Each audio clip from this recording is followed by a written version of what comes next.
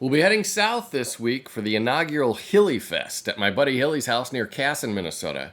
He has an awesome shop and a well-stocked motivation fridge, so we're expecting progress this weekend. This weekend conveniently coincided with Casson's infamous Bigiron Classic truck pull, so we did get a little distracted with loud trucks, libations, and a delightful pork chop on a stick for the event.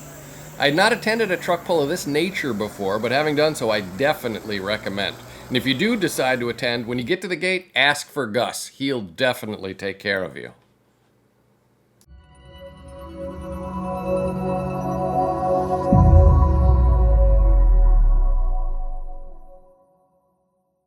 Well, the time has come to route some large holes in the floor of the house for fish to enter the establishment. We'll be using catch cover round hole covers for the build, which require a 12 3/4 inch rough opening. We start by setting size and depth with a test piece of plywood.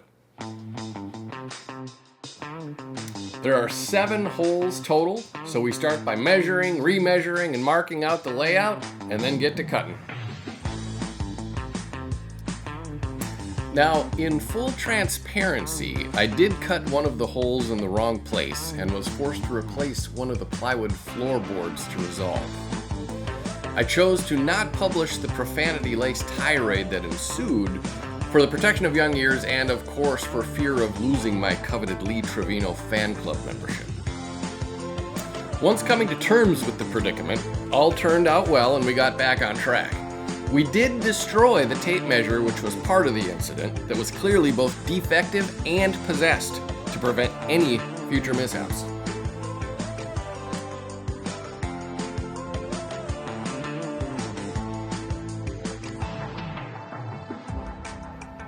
Next up, we start measurement and prep for a Maxxair ceiling power vent. We start out by cutting some brackets out of some 1/8 inch flat stock, then cut some 1.5 inch square tubing to frame out the opening. For the framing installation, I start by prepping the 1.5 inch square stock by wiping it down with alcohol. I then apply VHB tape to the framing members and adhere those framing members to the roof.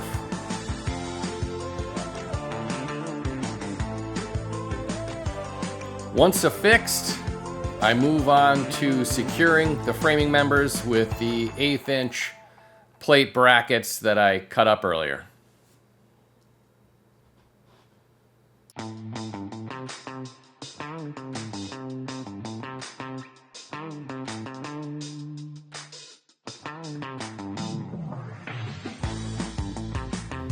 I'm not actually going to install the fan this weekend. We'll get that in a future episode. But once I'm completed securing the framing here, I do a quick test with the Maxxair bezel just to make sure everything fits.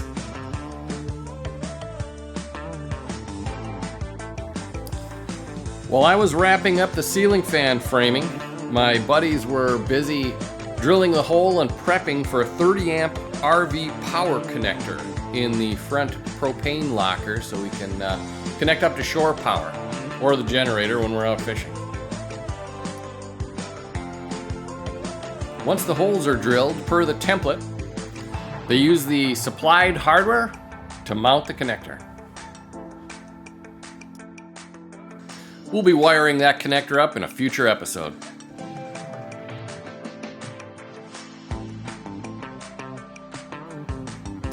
Once completed, we move on to insulating the propane locker. We use some 1/2 inch polystyrene here, and we secure it with some foam safe adhesive.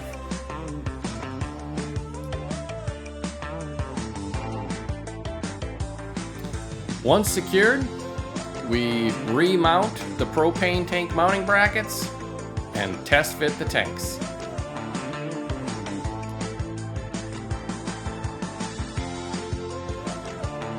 The big project of the weekend is getting the floor spray foamed.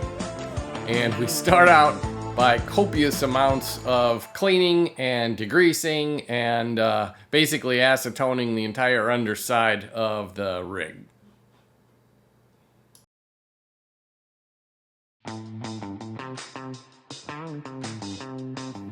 Spray foaming is one of those projects that you spend way more time prepping than you do actually spraying. We needed to get the rig up on some cinder blocks so we had enough room to roll around on a creeper under there. We also put up some plastic barrier around the perimeter to eliminate overspray. And we also heated up that cavity underneath there with a few electric space heaters. We can get a higher yield on the foam, the warmer it is under there when we're spraying.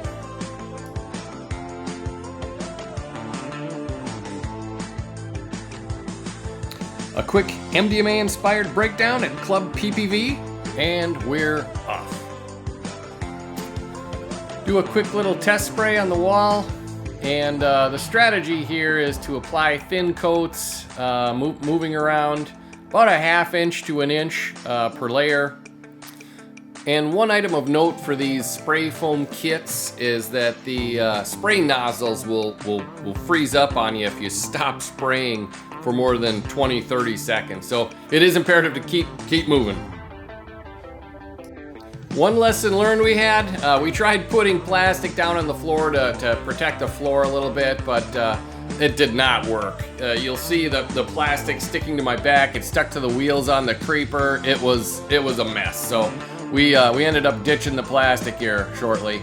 Luckily, I had a support crew there rolling the tanks around, keeping up with me, so I could keep spraying. And here I am finishing up the front V with the first coat.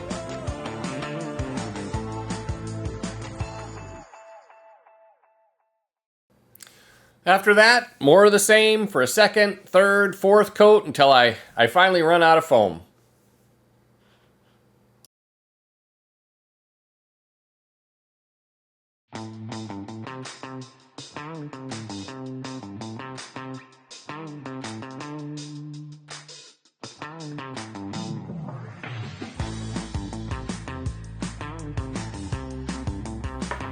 Well, post spray foam and spray foam cleanup, it was time to get the rig back on the ground. I didn't have time to film jacking it up and getting up on the blocks, but here's basically the reverse in time lapse.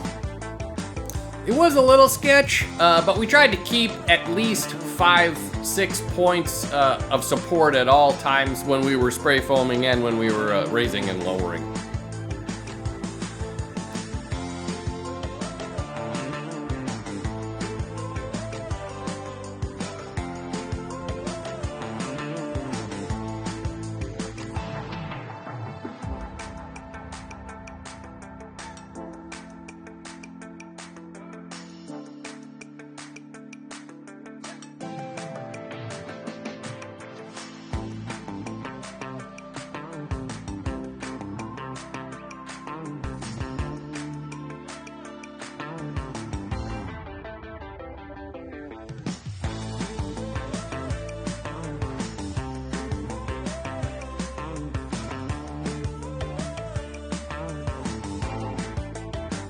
Well, back on the ground for a safe landing and a successful weekend. So thanks for watching.